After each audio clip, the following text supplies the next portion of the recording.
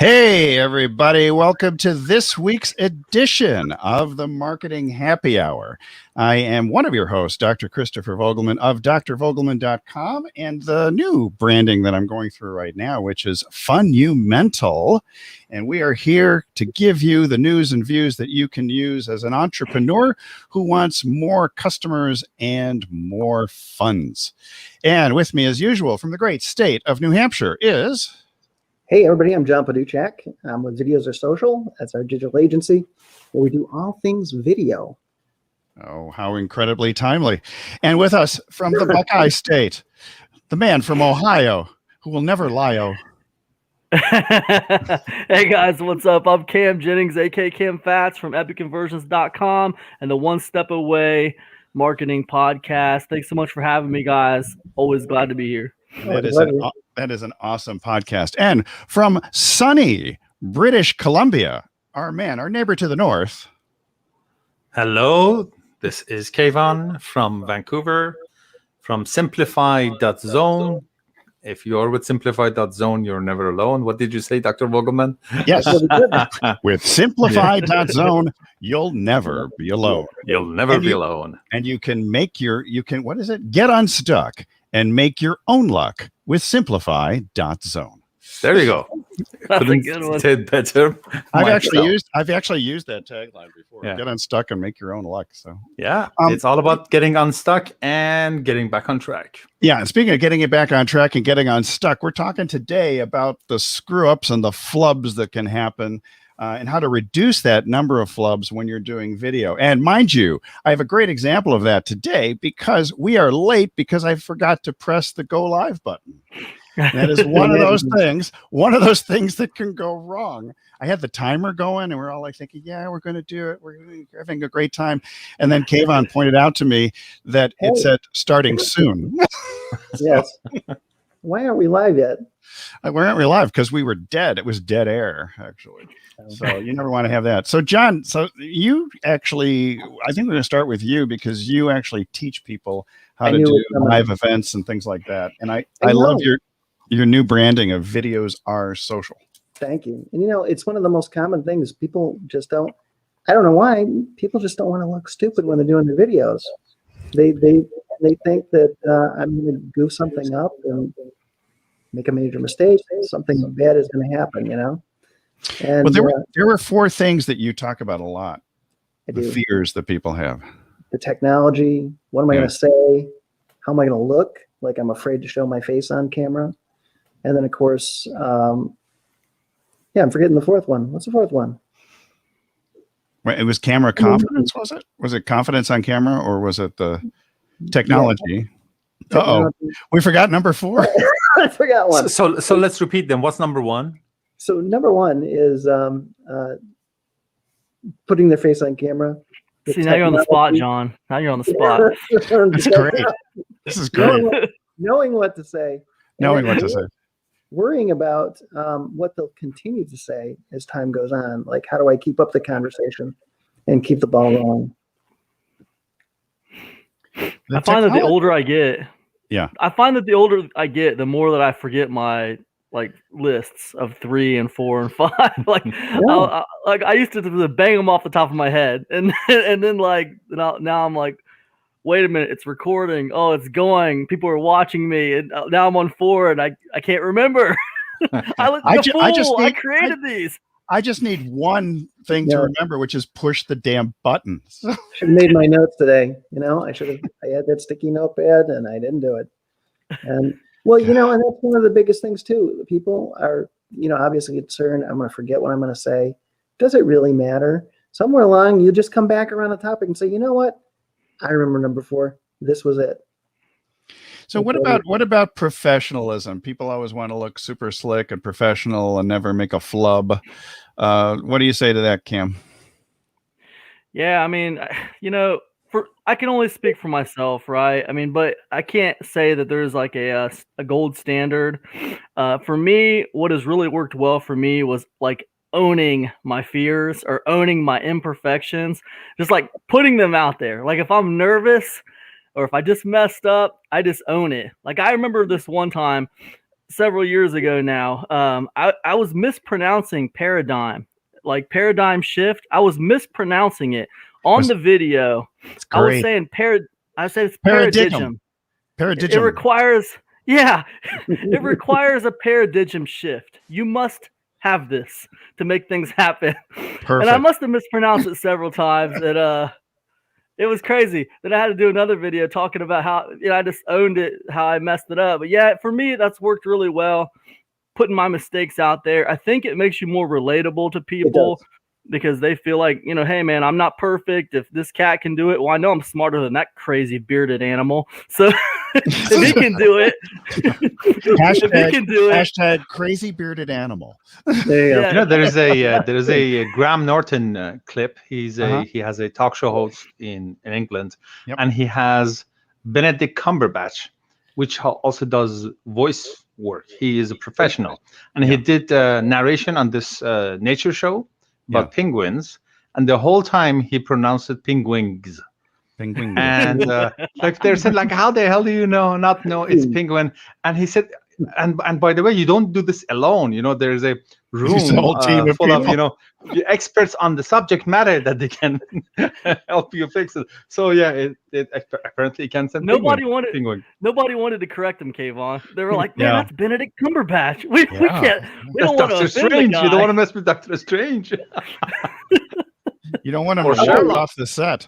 This is like, Just don't say anything, guys. Just don't say anything. Oh my God. So, I mean- I was going to say one of the most common things is people doing webinars and doing Yeah. video webinars and having something explode, not go right. I remember one time I'm doing a launch with a friend of mine, and he was on a roll, and I couldn't interrupt him to let him know that his video wasn't streaming. And so he goes through like about 10 minutes. And he's like, well, why didn't you tell me? And I'm to explain. But we just politely stopped. We told everybody what happened. We started all over. And the funny thing is, it actually did catch and stream, but it wasn't at the time. It was way back when like we were using YouTube to stream the videos from webinars. But That sounds funny. I have a little thing here. Because when Dr. Vogelmann mentioned the topic today, I looked it up online, and I have a list of what not to do on a video, kind of a thing. And I would love to hear your this is points great. and, guidelines on that, John. So how about I mention the item on the list, and you give us your wisdom. Sounds good? Perfect. sounds good. Yeah, you guys are good with that? Love I'm it. good with that. Yeah, let's do it. Okay. Man. So I have 15 items, but I'm guessing the first 10 are the most important ones. Anyway, the first one, it says, don't be late. It's all about punctuality. Uh-oh. I violated that one first today. That's a zinger, huh? You want me to start? Yeah, go ahead. What do you think about that? It's definitely about regularity. People are expecting to see us at a certain time. And especially if we say we're going to be doing something at such and such time, we want to be as punctual as possible. Mm-hmm. A lot of times, little technical things happen. We might be like a minute or two late. And that's not anything to get too overly concerned about. But when you're like, I've been like to webinars and stuff where people were like a half an hour late, stuff was screwing up and going wrong. I think you're better off to just say, we had some technical difficulties. We're going to just postpone this, and then we'll do it tomorrow, or we'll do it another time. So, and I love that. That's perfect segue to the next one, because the next one is technology issues. With this point of view of, like, if you have technical issues with your microphone or camera or speaker, don't make it our problem. I like what you just said. Just cancel it. We come back. Apologize. But having them trying to fiddle with technology on the call, I know that bugs the hell out of me. I don't know about you guys. Yeah. Well, we saw that yesterday. It was Rich Shefford had John Lee Dumas on for a Facebook Live, and there was this horrible echo that was going back and forth. And so he had to silence himself. And it was only later that we realized that the guest had the problem with the echo. I thought it was Hey man, I thought he masterfully handled that. Oh, it was like that was great. like so, It was that was great. so crazy because he had a big time guest on. He had Yeah. a big time guest on. His thing was echoing, and he was like, "Man, I don't know why the hell this thing's echoing. What is Right. going on with this thing?" Yes. And We'll deal with it later. He figured out a way to handle it. Like within, I don't know, like it seemed like within a minute he had it handled and just went on. They did it. He silenced. He muted himself, which was very helpful. Yeah, he muted himself, and they worked around it. It was really awesome. It was a really good example of just like how entrepreneurs recover. Yeah, like you said. Yeah, great recovery. Recovery is everything. Like if you flub up a line when you're on stage in a show, you just have to keep going. So you guys are right on the money because the next item is forgetting to mute. I was going to add to this one though before you run away from it. Yes. Because I was going to say one of the most important things to not have those things happen is to practice before doing it. Yeah. To make sure that everything works correctly before you go live, especially if you're using something new. So, and forgetting to mute, I hate when people forget to mute because it's very disruptive to the flow of things, especially if you're doing like a workshop or a conference, or when people unmute themselves in the middle of it after you muted them. So we see the same thing on for me. Yeah, we see the same thing on Clubhouse too, because it's always about muting yourself and not coming in and things like that. So okay, the next one is, and I have been on both sides of this, so I get it. It says camera on, no excuses. Well, I made that mistake before. Like, is that referring to like not hitting the record button? Like as in it's actually not having your camera. You don't have your camera on. Everybody else is live, but all we see is your name or your profile picture. Or you have a filter that makes you look like a cat when you're really an attorney for the plaintiff.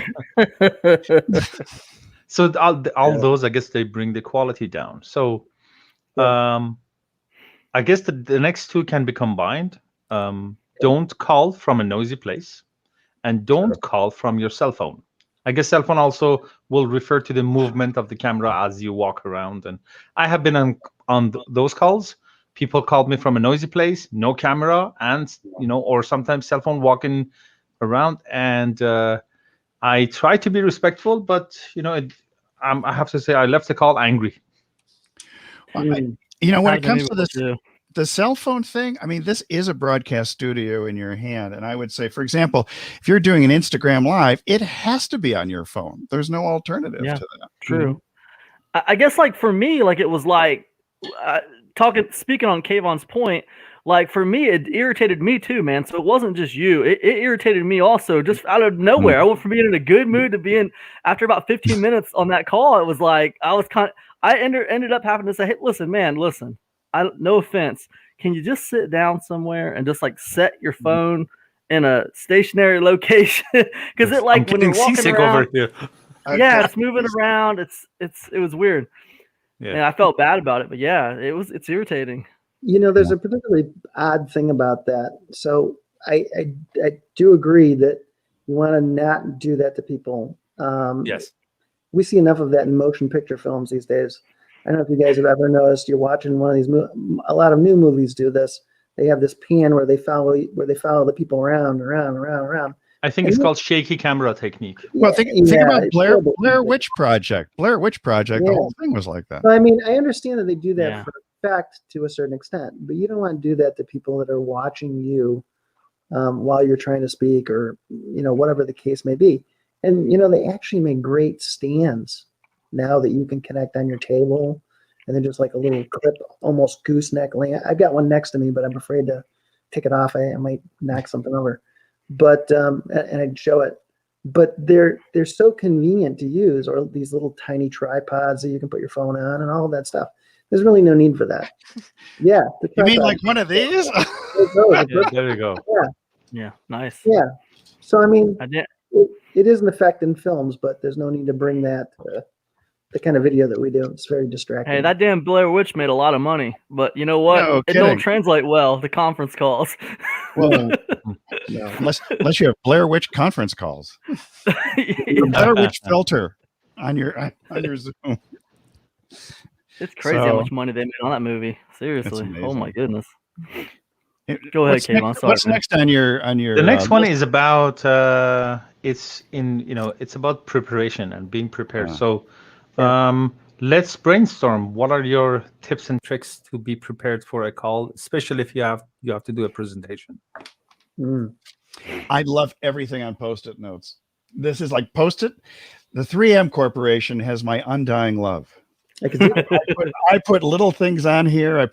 I have reminders to myself. A lot of times I'll string them together, and instead of having a, what would you call it, a teleprompter, I just have maybe 5 Post-it notes that I just kind of roll through. And Nice. that's very I helpful. love it. You have a Love it. 3M prompter. Yeah, this is my yellow prompter, my 3M prompter. Yeah. I like to always use like bullets or a pad next to me or something like that. I tend to, although teleprompters are easy to come by and widely available, they make great ones for the iPhone and iPad. Mhm. I just find it's very disruptive, and I can tell when people are reading things. Yep. And so I think it's better to get to the point where you can speak from notes and bullets versus trying to script things out and read. Other people would say, no, I disagree. Script everything out. So those are the two kind of trains of thought, but I think it looks too much like you're reading.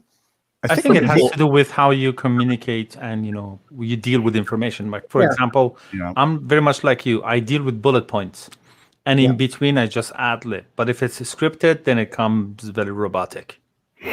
Yeah, I'm with you guys. I mean, some people can nail it with these scripts, right? They can make it sound so natural with the script. But I'm with you guys. I'm a bullet point man, and I'm with Doc and John. I do the little notepad or an index card before I do a call. Even this call on this one, I wanted to write down a few little points that I had just in case they came up about the subject. And I think with the bullet points, it forces you to talk naturally, doesn't it? It just kind of forces you to speak like yourself. Yeah, I'll add one extra thing to that, and that is if you are one of these people who has to script everything out or you're going to use a teleprompter, do it, look at the video, and see how you look. So I worked with a couple people that they thought they were doing a great job. I said, you know what? Go look at the video and you tell me how you look. She says, oh my gosh, it looks like I'm reading. Or she said, oh, it looks awful. I said, well, that's how you look. I'm watching you. That's how things look. So do it, go look at it, and then you'll see what I'm talking about or not talking about. Maybe you're great at it, but a lot of people aren't. I don't mind a script, but I think that's because I did the voiceover trainings and all, because I would create the inflection and just exaggerate stuff. But I agree with you. My preference is just a couple of bullet points or my 5 Post-it notes to go. Yeah. I did a sales page, the color of Post-it notes, with that yellow, that Post-it 3M yellow. That's it converted perfect. very well. Just I with bet it did. courier script too, just very courier like type script with that Post-it note yellow. It converted well. The theory was that people are drawn to that color. They're drawn to that color because of Post-it notes. So anyways. Yeah, no, but that actually is correct. And one of the things I actually got the multicolored Post-it notes and I gave them to my wife because I was more drawn to the yellow. So you're spot on with that. That's a very interesting observation. Yep. I like to change the color of my marker if I have different categories rather than to change the color of the paper. Yeah, that's a good idea. Yeah.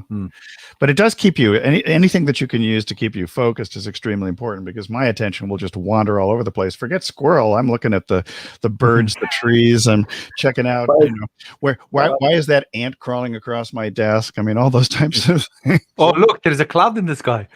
Look, and it looks like a bunny. So, bunny. Yeah. I know there's a bunny in John's house. I got a bunny. Yeah, it's crazy, man. I mean, it's crazy, especially new people trying to get into YouTube, trying to do video and stuff. It's a little intimidating for people because you think about it. You got a $300 camera. You're just going to make videos of your face. You're just going to talk about some stuff.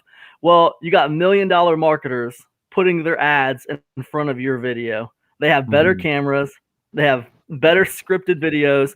And those ads are right in front of your video. And so it's like, it can be intimidating for people, I think. So, Cam, that never did bother me until just this moment that you mentioned. It's absolutely true. I'm going to become And self-conscious. speaking of that, have you heard that the Instagram changed their algorithm, that they're not gonna get those repurposed TikToks on Instagram anymore? They're filtering them out. Really? So all of Ooh. those dance fads is going away. So thank you. Way to go, Instagram. Thank you. Yes, Dr. Vogelmann is doing one for us. Yeah, that's why I like the swivel chair, because it makes me look like I'm moving my hips when it's really not One true. Bollywood over here. You know, I'll say one more thing about that Yeah. though, is with the whole people in front of you, is just the like, hey, they clicked on your video because of what was in your thumbnail or what was in your title. Yeah. And if you start the video saying, this is what I'm going to tell you about, right? Guys, this is what I'm going to tell you about today. Don't like meander into it slowly. Tell them what you're going to tell them about. Then you can do the little bit of meandering if you want to, but boom, lay it out there first, right? What do you think, John? Would you agree with that, man? I totally agree with that. You know, the rules for video really follow the rules for writing, which is tell them what you're going to tell them, and tell them what you told them. And somewhere right after you tell them what you're going to tell them, you tell them what your name is, and then there you go. But the no, end, you it's can say, absolutely true. In fact, if you don't tell them up front, I think the algorithm goes against you because, really? well, yeah, because Google translates his videos. Yeah. And so if you do the title right up front, it gets their attention. So I think they like you to do the title right up front. Also, don't even if say it's hello? not in front, people make a decision to not listen to the rest of it, and they go Or away. listen. And marketing is a filter after all, so it Yeah. really doesn't matter. Yeah, especially on YouTube, man. There's so many distractions. You think Yeah. you got all this stuff going on over here on the side. Oh man, I'm gonna watch 3 minutes of this. Like, you know, you go to YouTube. Okay, I'm going to YouTube. I'm trying to figure out how to do good email marketing, or I'm trying to figure out how to do good videos. I watch 3 minutes of John's video on how to do good videos. Then all of a sudden, I see Kayvon's video. Boom, I'm flipping to that one. Then I flip to Doc's video. Boom, I'm flipping to that one. It's all right here, pulled up on the side. Video ADHD. I'm like, yeah, I'm info blasting. This is why I go full screen instead of full frontal. I go full Yeah. screen on YouTube videos to stay focused. Yeah. That's That's smart, it. man. That's a good trick. I have another thing going on. It doesn't completely help me with that, but you know, because I use YouTube a lot to search for things or research and that sort of thing. Sure. And I have a bookmark on my computer, and it was youtube.com. Then I saw all of those things that the algorithm are recommend, but I changed that bookmark to my subscriptions page. So when I hit the bookmark, the page that comes up are all the people that I have subscribed to. Great. So first of all, I don't get all of those other things. Mhm. And number two, if the people that I'm interested in and I'm subscribed to, they have a new video, I see it right there on the top, then I can go. So I just changed that bookmark to the subscription page instead of the home page. That has been helpful. Does that increase the number of cat videos that you see? Probably. Yeah, well, I do believe the best video on internet is called Nyan Cat. There you go. If you haven't You know, seen, I like that you haven't said seen that. nothing. I like that you said that though, because you know most people forget that YouTube is the second largest search engine, Yeah. and what a big search engine it is for the information that we pick up. So Yeah, just like yesterday, somebody mentioned a book, which is a old book, I think from the 50s or so. And so there's one thing to find the book, and I'm an audiobook kind of a person, so our chances are low. But here's the thing: you'll find videos that somebody had a lessons learned from this book, or in 1 hour, or talk series and all of that. They just go over the whole thing, so it becomes audiovisual and saves you a lot of money and also time, and you're much faster to the point of communication. This YouTube is basically, for me, YouTube University. That's awesome, man. YouTube you. Hey, What else you have there on the list, Kayvon? I do have another thing. So we were talking about being prepared.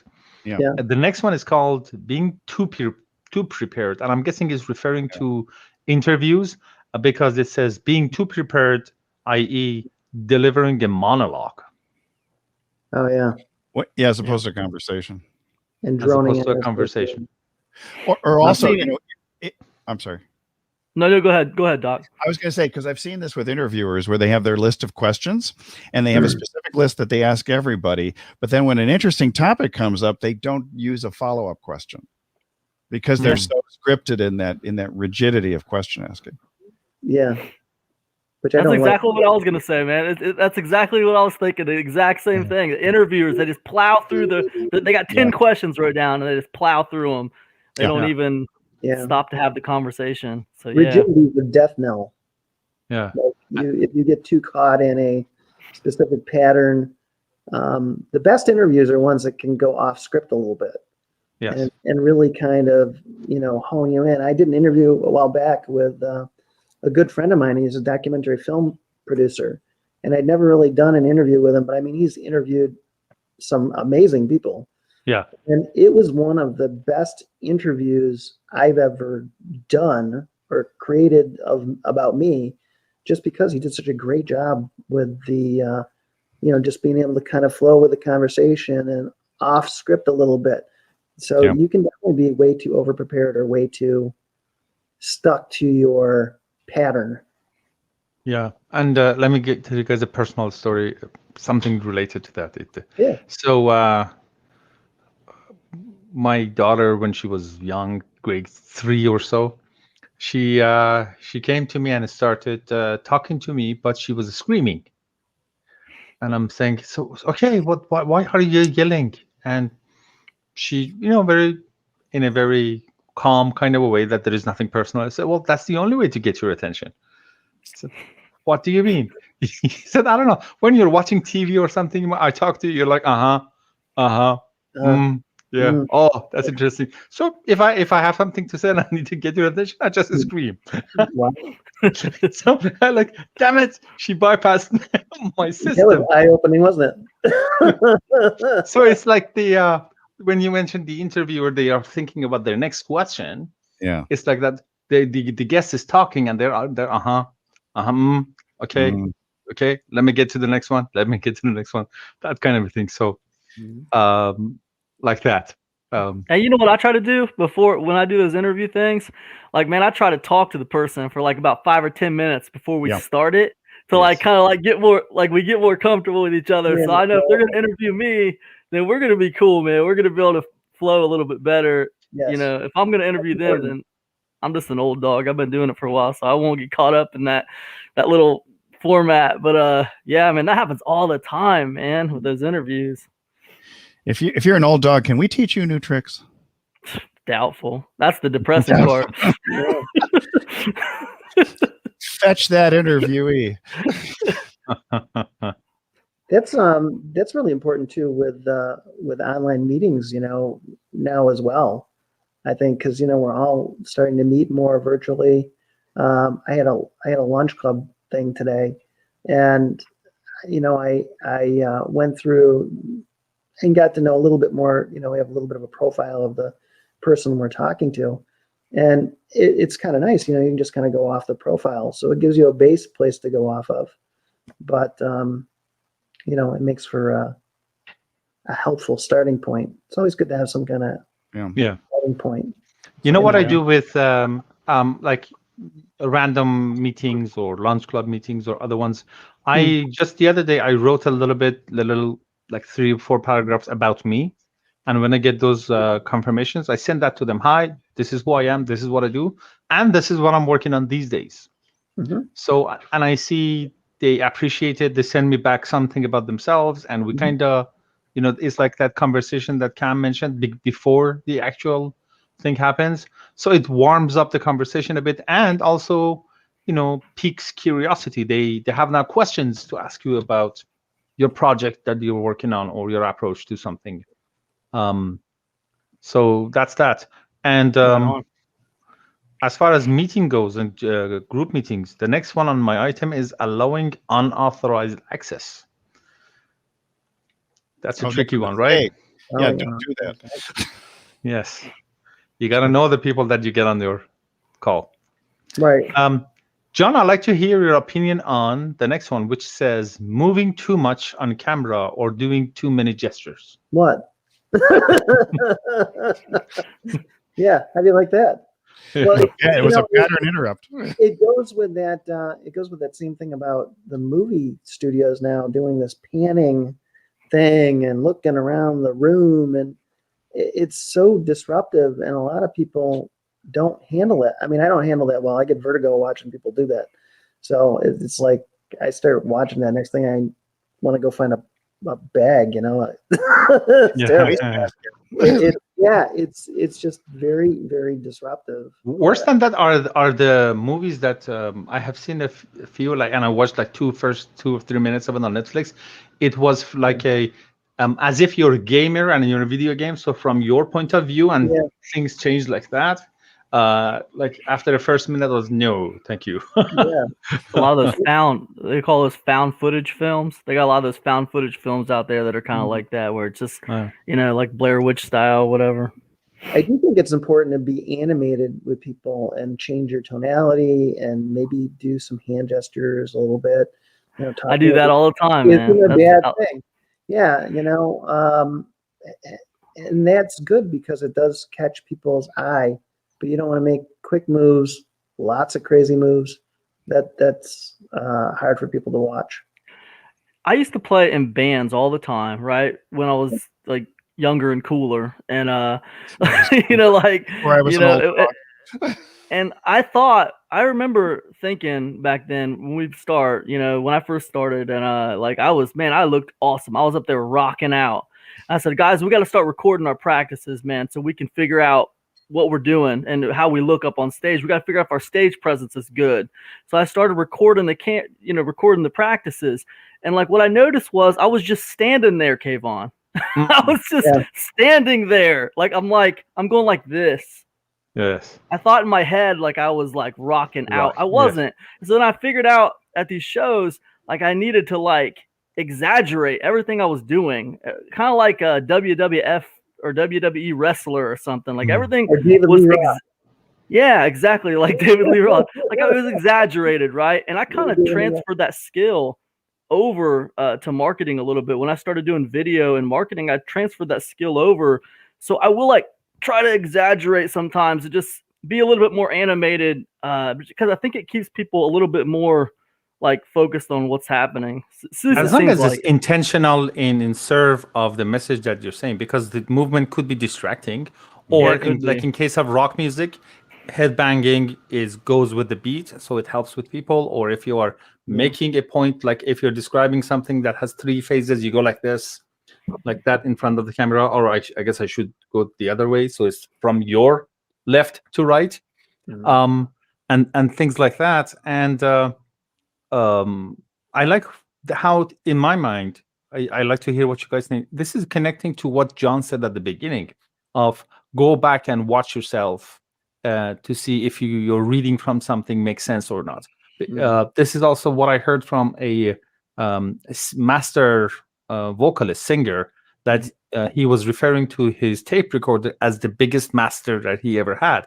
He went back and listened to himself and did all of those self corrections. So watching ourselves back and see how it actually, is being presented, because in everything marketing, especially video, presentation is the first filter to everything, right?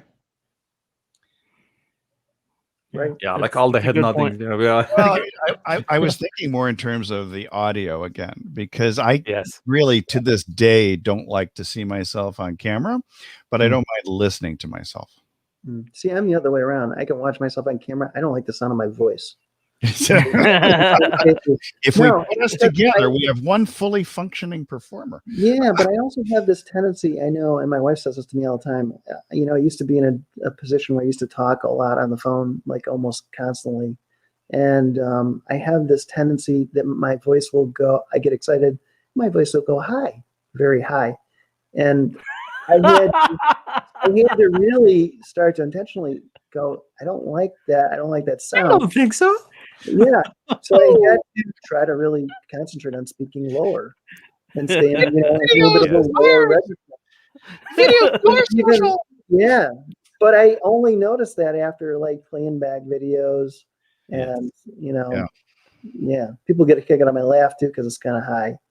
And, it's not much I can change on that. But what are you going to do, man? It's what you got, man. Hey, sometimes you got to dance with the girl you brought, man. That's the way it goes.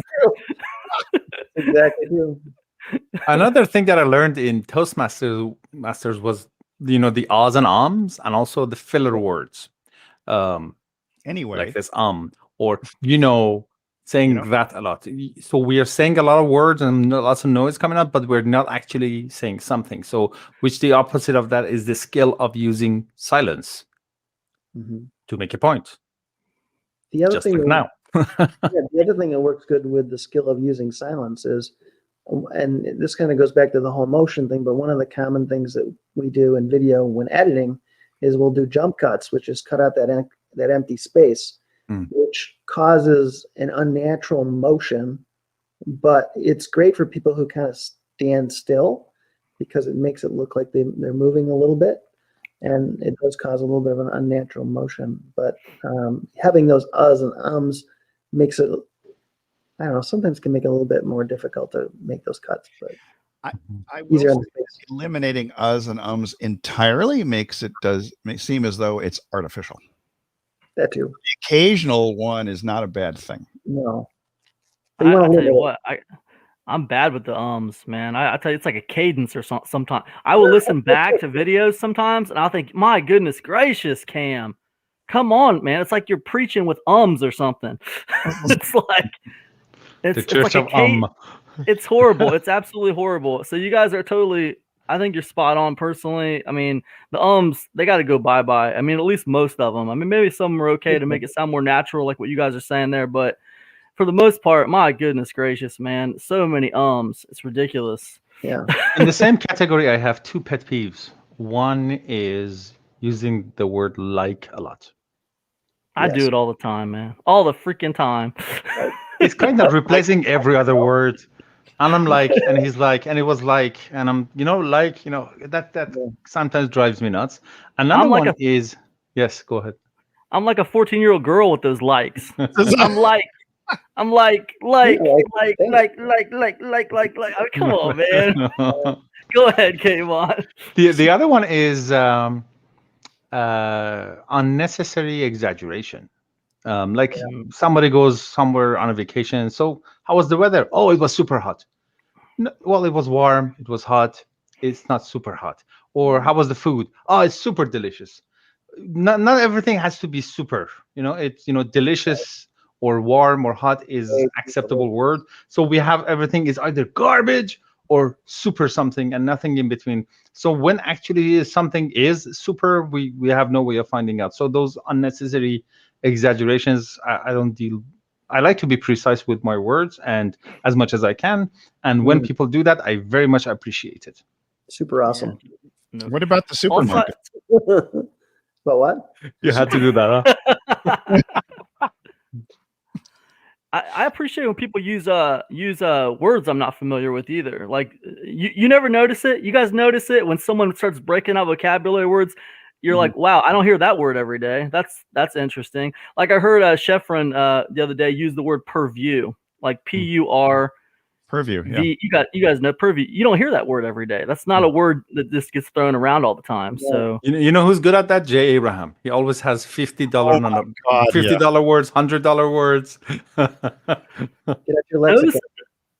Those words will pull people back in sometimes. If you use them sparingly, like here and there, you pull them out and it's like it grabs people back in. Like it grabbed me back in when I hear him using words I'm not familiar with. Like, wait a minute, what? I need to move my vocabulary past like dude and man and like I need to get past it. Yeah, it's called an aquarium, not a fish tank. Yeah. Yes. But it is a shark tank.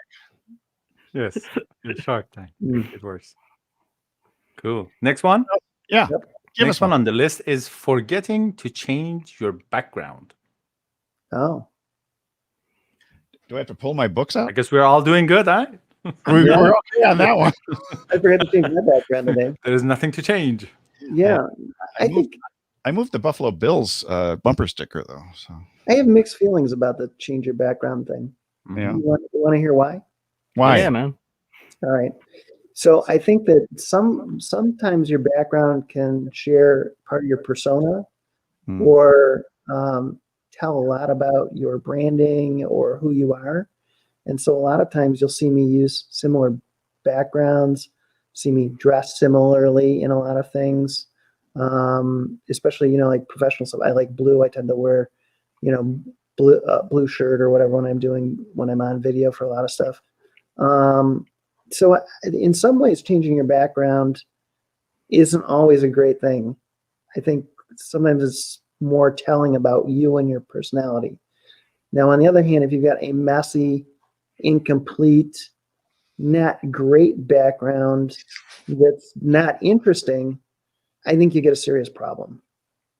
So that, I think, but what is your opinion on sugar riders, or what is it, sugar flyers? What are those things? Sugar gliders. They make Sugar gliders.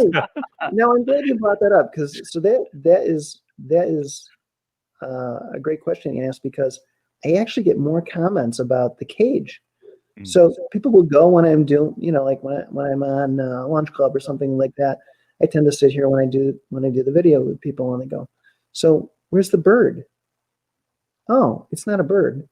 "Oh, what is it?" So that's like a conversation starter. That's a good one, man. Sometimes your background can be a conversation starter. So you guys have seen me jumping in the woods, and I'm with the RV. I got the RV as a background. And so that's a conversation starter, right? We usually end up talking about, oh yeah, how's things out, where you are or whatever. So it can be another conversation starter. I think it depends on what you want to accomplish with your video too, in that vein. Like, do you want that conversation starter? What's behind what I'm doing?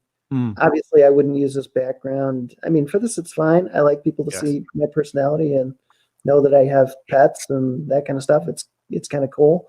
But if I was doing professional videos for my brand or something that I'm trying to get a different type of attention for, obviously this wouldn't be the background that I choose.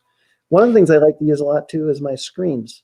I've got one of those Japanese screens, or even a plain, I don't have a green screen, but I've got one of those black and white ones. Well, actually I do have a green screen too, but I've got just a black and white one that I can flip and use the black or white side.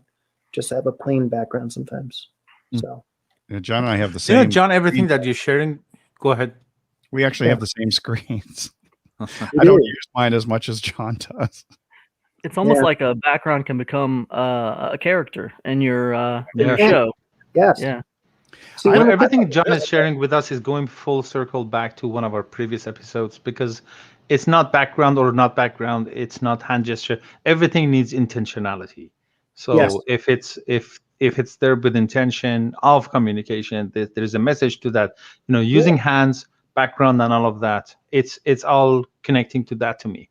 Well, if something you're in is key to your personality, like the other thing, I often do a lot of videos inside the RV, because I talk to people a lot about my mobile office and how I work from the road in the summertime. And it's part of the conversation. So it just kind of, it looks cool too, but it's part of the conversation. It's part of what we're talking about. And people can actually see, oh yeah, John really is an RVer. He's sitting in his driver's seat while he's doing his video. And I'll do that a lot of times. So you see that Tantan or Tintin face over there over my shoulder? Yeah, I'm pointing at it. And those books right there. So I grew up reading those Tantan books or Tintin books. Yeah. So having his face over there, which is a cover of book, is there by intention, because growing up doing something or reading something makes you the person that you are today. So that's not only a reminder to me, but also an indication of that's part of who I am, kind of a thing. Sure. I know that with Doc too. I mean, he's got his books behind him. I know he went to Harvard, so he wants to look well educated. I don't have the Harvard book. Reading hard over there, and Cam used to have his fish next to him. Both of our doctors have books behind them. It's the irony is not lost on me. We have two doctors in the house. Both of them have books in the background. The angle of the presentations is almost identical, except my mic is on one side and Kayvon's is on the other side. Do you know most of the doctors that I work with, they typically do their stuff in front of their bookshelf. Yeah. They do. So it's a very common thing. So it says something about you guys. Yeah, that we're. There you go. I can give you another view. There you go. Pattern interrupt. Oh, that's nice too that you can do that, because again, that's pretty sweet. Kayvon. You do like to see is something that kind of changes the angle. And you mentioned those what do we call them? The The stands or Yeah. Oh yeah. what do we call them again? These are, I I have don't know one. what you call them. They're just stands. So I have one over here Tripod? that I can give it like a overhead view of what I'm writing. Mhm. So sometimes I can use that in meetings and that sort of thing. So yeah, that's exactly what I have. That's Ah, exactly what I have. Trial one. See right here. what the heck is that? Nice. There you go. A little So- ring light there, and Hey, look at that. Yeah, look at that. So I have that over here, Yeah. and I can do like an overhead shot of what I'm doing. If you guys like, I can, while you guys talking, I can set it up and show it to you. But basically, you can see my hand on paper and writing, so Yeah. it helps with a little And bit you of got a the- and you got the lighting, so you can yes. light it up. that's nice. You know, actually, you know what? That'd be a killer way just to do a training. You know, if you were gonna make a little course and do like a real simple low ticket front end kind of thing, you walk people through it on paper. Such a you know, unique way to present. Yeah. You know, so I like it. Yes. Mhm. Perfect. Anything else on our Next- list? Did we go through all 15? I have two more items. Okay. All So right. let's see. Doing other work during the video conference. Oh yeah. I think we are all guilty of that, aren't we? We're all guilty of that. Right? Some more than others. Mm, yes. Yeah. I did at least figure out the other day how to not make that clicking sound when I'm doing other work. Perfect. I've been asking about that. I Well, know. speaking of, not calling from a noisy place or having the keyboard clicking sound. Well, first of all, we can change the keyboard. But I like this application called Crisp, which I'm using right now to do like a background noise filtering kind of. And it's a little piece of software that it does great job. I'm using it right now. So Wow. if my voice is, because I don't know if you guys heard it or not a few minutes ago, the water was going on in the kitchen, but I don't think you guys heard it. Nope. Not at So all. it just filters all of that out. That is So on the point of not doing other work, it's one thing about other people and being respectful and all of that. Yeah. On top of that, I noticed that I'm the one who is losing the meaning or the value of the conversation by being distracted.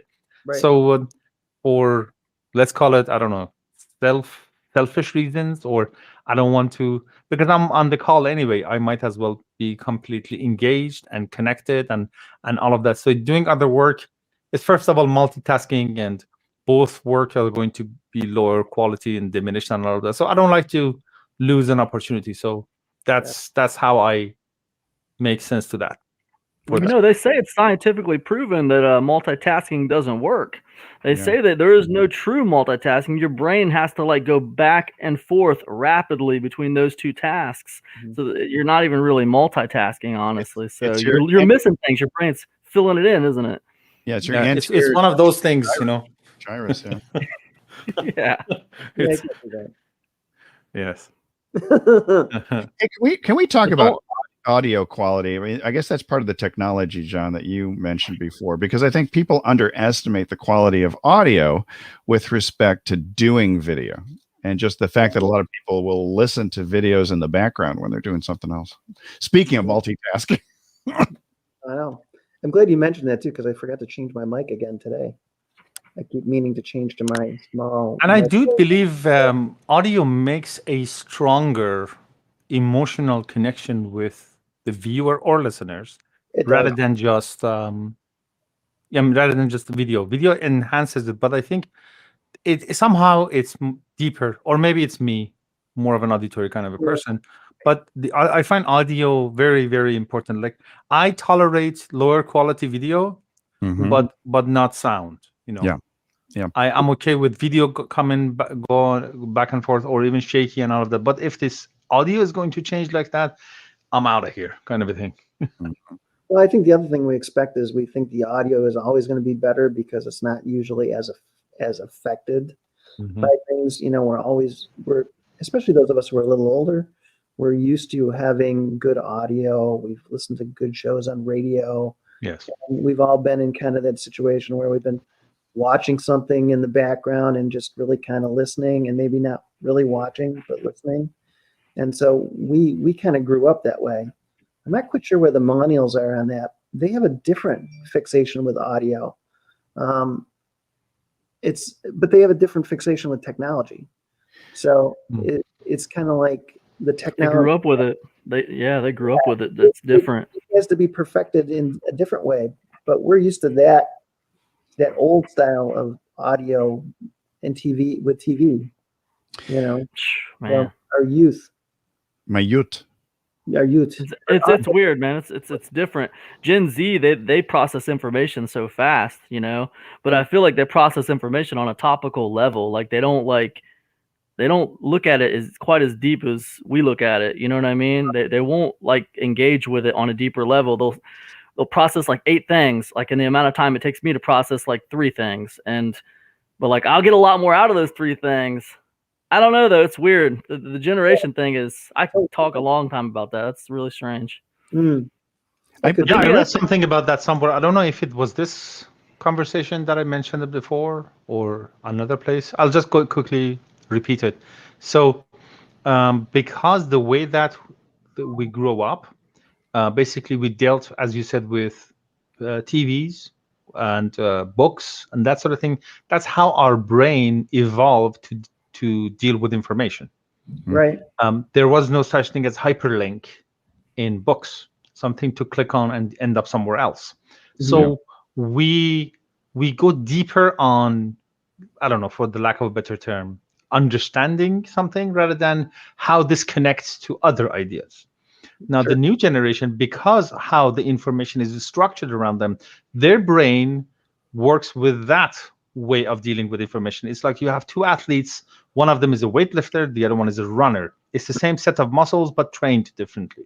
So they are able to see connections better than their generation before, but not as deep. So it's similar to what Kam said. They process and connect a few things together much faster, but they don't get as much from it, which I think they're both useful things to do, being able to connect ideas, connecting the dots, and also understand how they, what they actually are performing and all of that. So I think it's more of that, as in the environment impacts the, I guess, how their brain grows and creates new connections. Right. And I think, and on top, and on blah, to add on to what you're saying, Kayvon, it's a fascinating discussion, guys. And like I tell you what, I think that Gen Z and millennials have a less of a tolerance for these, like, just let me just set up my tripod and shoot a video where I'm talking to you, just me talking to you face to face here,